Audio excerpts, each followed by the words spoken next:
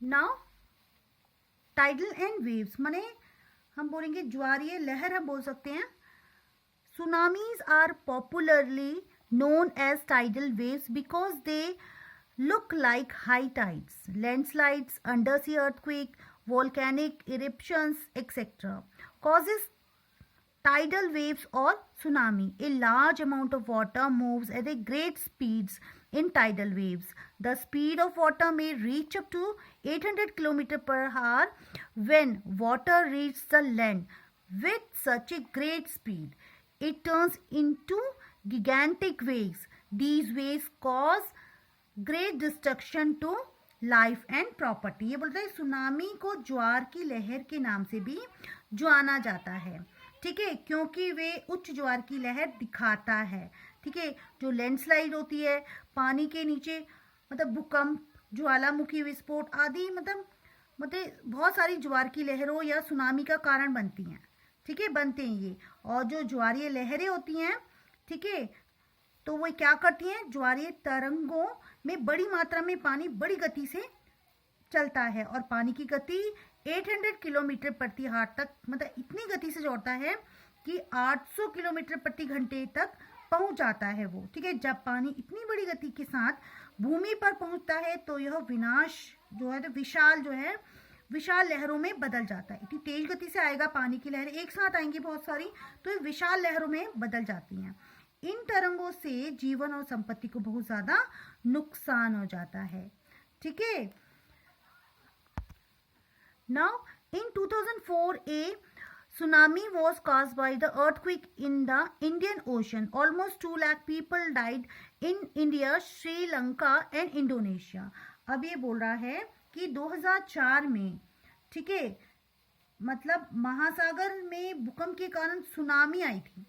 ठीक है, जिसने क्या करा, श्रीलंका और इंडोनेशिया के आस पास जो है भारत के लगभग 2 लोगों को क्या कर दिया, उन्होंने उनको मार दिया. लगभग कितने लोगों की डेथ हो गई थी, 2 लाख लोगों से भी ज्यादा हम बोल सकते हैं. ठीक है, इसमें 2 लाख, इसमें 2 लाख लोगों को जिसने मार दिया था.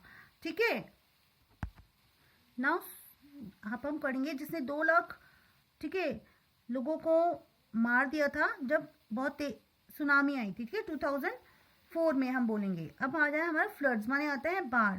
ठीक है, sometime when it's rain very heavily and continuously for several days, rain water accumulates over the land and rivers overflow. The water flows to the nearby land and result in submerging of the area.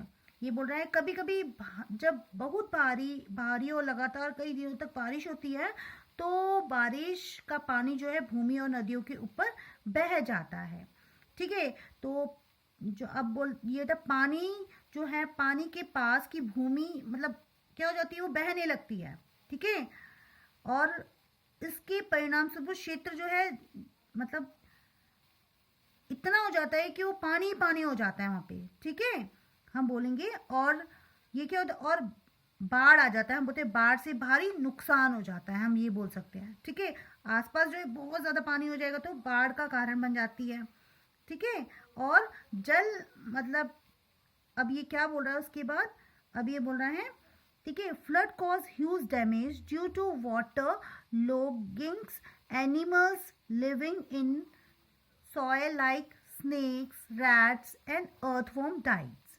The crops get damaged, causing loss to the farmers. The topsoil gets washes away. Many disease spread, causing damage to the human and cattle lives. अब ये बोल रहा है कि बाढ़ से भारी नुकसान हो जाता है और जल भराव के कारण क्या होता है, सांप, चूहे और जो केंचुए जो होते हैं, जैसे मिट्टी में रहने वाले जानवर मर जाते हैं. ठीक है, फसलों को भी नुकसान हो जाता है, जिससे किसानों को और फसलों को नुकसान होगा तो किसानों को भी नुकसान होगा. ठीक है, तो ये सब कुछ क्या होता है, ये सब कुछ वॉश हो जाता है, मतलब धुल सा जाता है, सब कुछ नष्ट हो जाता है. ठीक है, और कई बीमारियां मतलब फैल जाती हैं. ठीक है, और जिसमें जैसे कई लोग मर भी जाते हैं, इसमें बताया है. ठीक है, और कई लोगों की इसमें जैसे ह्यूमन और कैटल्स वगैरह की इसमें मृत्यु भी हो जाती है. Students, now we will continue in next video.